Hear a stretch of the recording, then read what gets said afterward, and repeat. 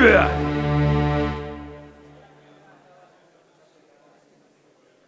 everybody. I had this book of notes, but I decided I'm just going to freewheel it. So, the first point I put up was who am I? So it's kind of a big question to answer, but I am a recent graduate from the Scottish Rural College and Glasgow University in Wildlife and Countryside Management. My dissertation project was something that I had to create out of observations that I had at work. Now, my work is my life. I am a countryside ranger. I try not to be the fun police because I want to understand the people that visit my site. So this is why I moved into wanting to know about perceptions. The site I work on is a private estate. It's within the Cairngorms National Park. And I worked there 20 years ago. And between being there before and coming back, what I noticed is I have a new visiting group that is growing, and it's mountain bikers. And previously, 20 years ago, I maybe saw the odd one or two. Now I'm seeing 5, 6, 7, 8, 9, 10, 11, 12, 30 in a weekend.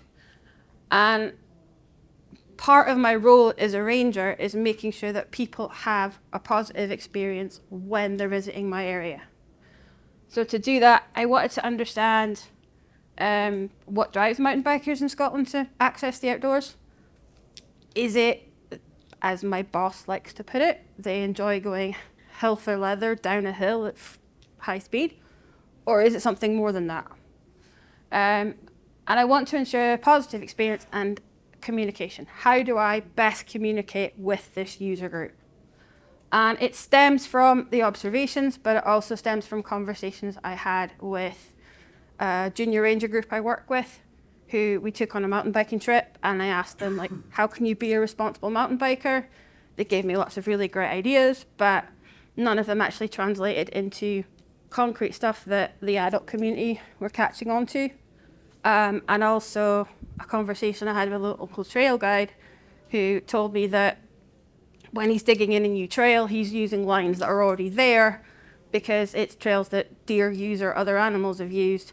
And when I asked him, it's well, how do you know that the deer aren't using that trail anymore? His face kind of went a little bit blank. So all this came into what I want to find out and how am I going to do it?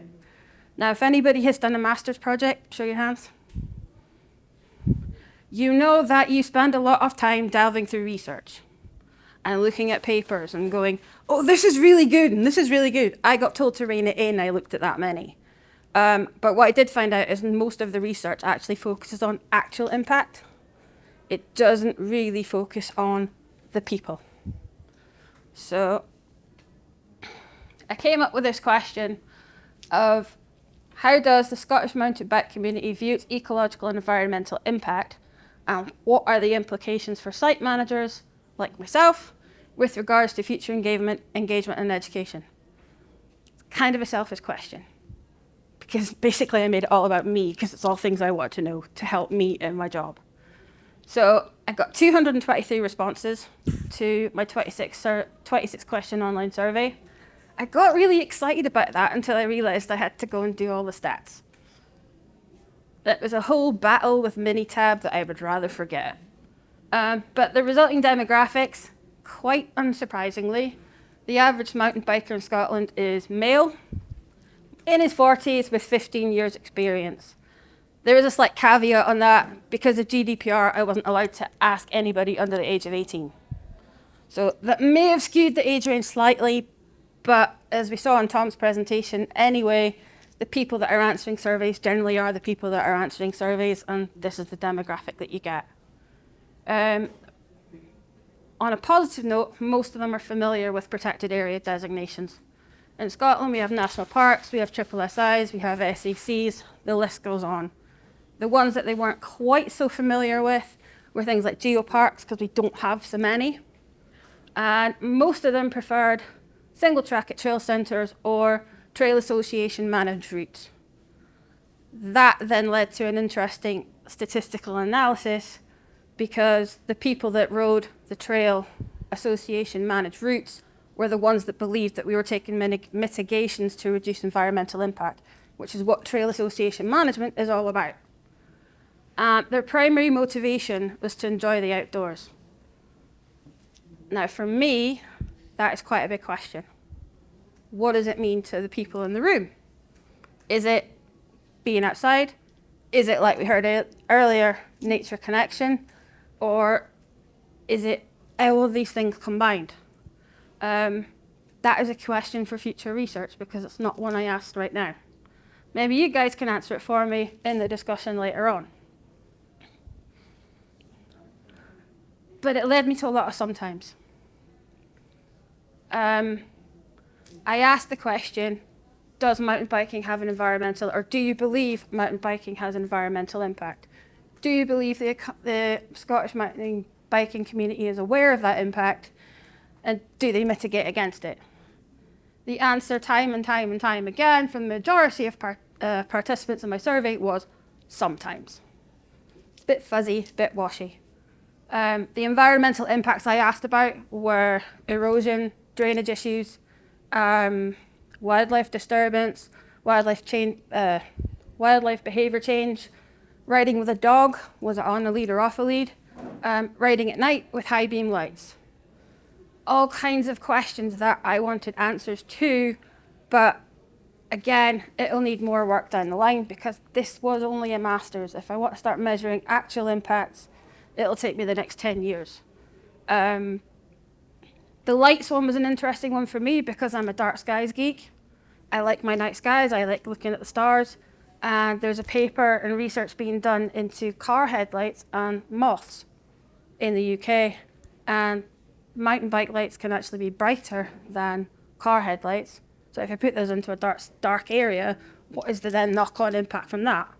It's a question for industry. I don't know the answer, so I'm just putting it out there. Awareness of impact. I asked mountain bikers what they saw when they were out on the trails. Are they seeing things round about them, or are they permanently focused on the meter square in front of them? Most of the responses for that were like always and nearly always were people that were focused all the time, looking down at the trail in front of them, seeing tree root damage, erosion, drainage issues on trails that they were regularly losing. Less clear was the disturbance to wildlife behavior change, or vegetation in the wider expanse. Mitigation all came from trail association trail riders because they are actively on managed trails that they're using regularly and often helping to look after, which comes back to the connectedness thing that we were speaking about earlier. And I'm rambling through this, so please forgive me. This was the one that was a bit of a gut punch. My job is all about communication. Clearly, we're not getting it right. It's pretty much an across-the-board failure. And by we, I'm talking about government bodies, I'm talking about rangers, I'm talking about conservation NGOs, I'm talking about charities, anybody with a conservation focus. We are clearly not getting the communication with mountain bikers done in a way that they are engaging with. We are great at communicating with walkers and hikers and dog walkers and picnickers, but we're missing a trick with mountain bikers because we're not seeing them. They're in bits of our areas that we're possibly not in all the time because they don't always come past our visitor centres or our signage. So we need to do something better. Now, Torsten's app is excellent. It's a great idea because it can engage with people before the moment. When I asked my respondents how they want me to communicate with them, direct engagement was top of the list. They want the face on the site. Unfortunately, in Scotland, we are facing a largely reduced number of rangers. We don't have the bodies. So this is people screaming out for face-to-face contact with a ranger. I'm going to use this and I'm going to shout about it. Social media, great tool. I can update it frequently. But not everybody's on Facebook, not everybody's on Instagram. So using an app like Torsten's where I can put information in that people can pick up on their Strava or pick up on what other app they use, such as Trailforks, makes a lot of sense to me. And also they ask for improved national guidance.